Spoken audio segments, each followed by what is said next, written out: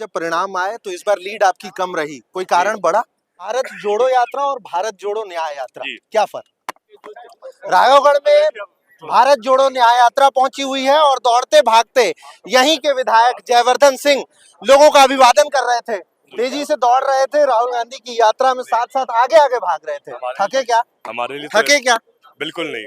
राहुल जी को देखकर, उनको सुनकर हम सबको नई ऊर्जा मिलती है, नई प्रेरणा मिलती है। पहली बार वो पधारे हैं हमारे क्षेत्र में, हम सबके लिए बहुत गर्व की बात है। और आपने स्वयं देखा किस भावना के साथ और किस उत्साह के साथ सभी ने राहुल जी का स्वागत किया है।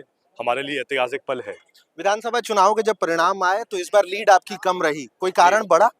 देखिए, उसमें तो अनेकों कारण हो सकते हैं, लेकिन जो भी है, आखिर चुनाव में सबसे महत्वपूर्ण हार और जीत रहती है और हम जीत के आए हैं। जनता का आशीर्वाद रहा है। वैसे भी जो परिणाम पूरे प्रदेश में आए हैं उसके हिसाब से जनता ने हमको पुनः आशीर्वाद दिया है, पुनः हमें विधायक के रूप में जनता की सेवा करने का मौका दिया है। तो हमारा तो प्रयास रहेगा कि हम और ताकत से काम करें और ऊर्जा से मेहनत करके जनता की सेवा करें। ये हमारा पूरा प्रयास है। भारत जोड़ो यात्रा और भारत जोड़ो न्याय यात्रा, क्या फर्क? फर्क ये है कि भारत जोड़ो यात्रा पूरी पद यात्रा थी। भारत जोड़ो न्याय यात्रा वाहन से तो हो रही है, लेकिन इसमें एक और बड़ा अंतर ये है कि इस बार भारत जोड़ो यात्रा कहीं ना कहीं देश के एकता के लिए, सांप्रदायिक सद्भाव के लिए और एक संदेश दिया था भारत जोड़ो यात्रा ने, नफरत छोड़ो भारत जोड़ो।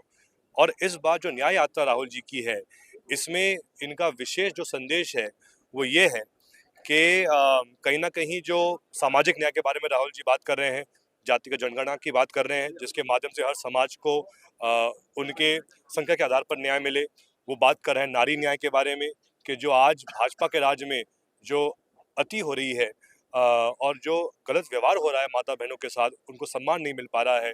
उस हिसाब से राहुल जी बात कर रहे हैं कि किस प्रकार से माता बहनों को, नारी शक्ति को हम और सम्मान देंगे, न्याय देंगे। उसके बारे में राहुल जी बात कर रहे हैं।